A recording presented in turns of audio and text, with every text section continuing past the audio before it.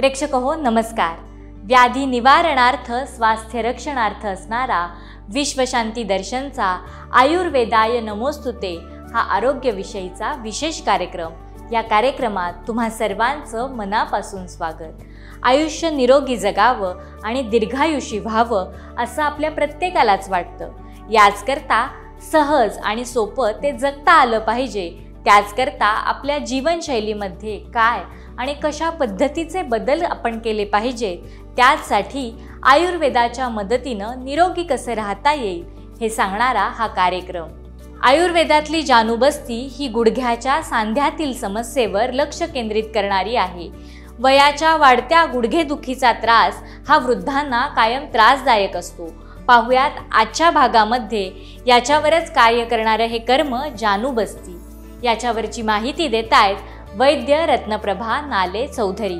पाहुयात। आयुर्वेदाचार्य रत्नप्रभा या गेली अनेक वर्षे या आयुर्वेद या क्षेत्रामध्ये सेवा देत आहेत। याबरोबरच त्या योगतज्ञ आणि क्रीडा क्षेत्रात देखील त्यांचे योगदान आहे। त्यांना आजवर अनेक मानाच्या पुरस्कारांनी देखील गौरवण्यात आलं आहे।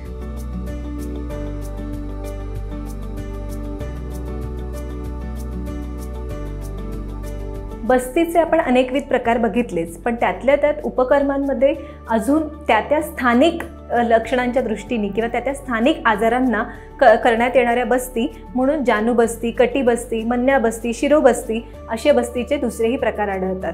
तर आपण आज बघणार आहोत जानुबस्तीबद्दल। जानुबस्ती म्हणजे नी जॉईंट म्हणजे जानू संधी। अशा नी जॉईंटचे जर आजार असतील किंवा गुडघे झिजले जाणे, नी रिप्लेसमेंट, तिथलं वंगण कमी होणं, अशा आजारांमध्ये किंवा सांधे दुखणं, स्पेशली नीज किंवा गुडघे दुखणं, अशा आजारांमध्ये वार्धक्याच्या काळामध्ये वाताचं रक्षण करण्यासाठी किंवा त्या सांध्यांच्या ठिकाणी असलेल्या वाताला नियंत्रित करण्यासाठी जानुबस्ती हा प्रकार केला जातो। जानुबस्तीमध्ये मुख्यतः जानूच्या जो कुठला तुमचा नी जॉईंट दुखत असेल अशा ठिकाणी जानूच्या आजूबाजूला, नी जॉईंटच्या आजूबाजूला विशिष्ट पद्धतीने उडदाच्या पिठाचं आळं केलं जातं आणि त्यामध्ये औषधीयुक्त तेल हे तुमच्या व्याधीनुसार किंवा रुग्णांच्या प्रकृतीनुसार सोडले जातात। जानुबस्ती करण्याचा प्रमुख फायदा किंवा हेतू असा असतो की सोडलेलं तेल हे आपोआप स्किनमधून किंवा त्वचेमधून आतमध्ये सांध्यांमध्ये झिरपलं जातं आणि तिथे वंगण निर्माण केलं जातं। त्यायोगे वंगण निर्माण झाल्यामुळे झीज जी आहे सांध्यांची ही आपोआपच नियंत्रित होते आणि पुढे होणारी झीज नियंत्रण करण्याचं काम ह्या जानुबस्तीद्वारे घडलं जातं।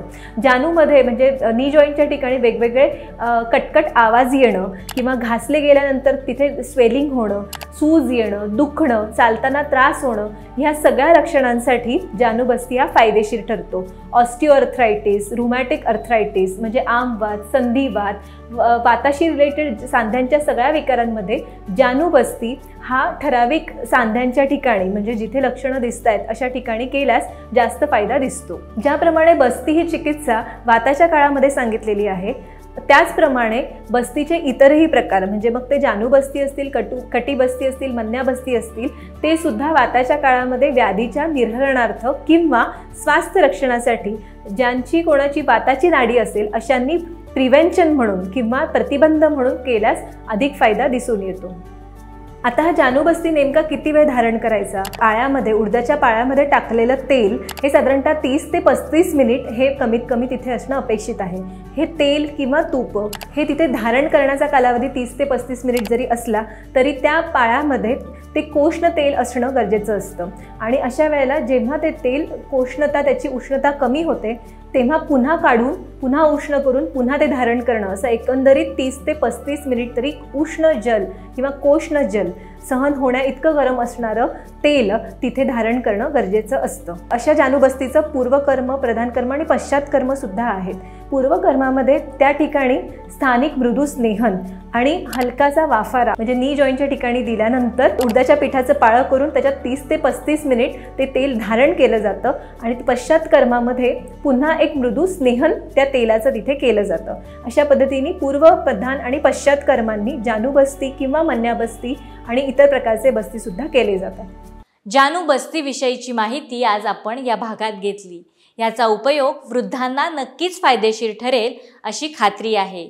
प्रेक्षक हो, भेटूयात याच कार्यक्रमाच्या पुढच्या भागामध्ये कटिबस्तीसह बघत रहा विश्वशांती दर्शन हे चॅनेल. नमस्कार.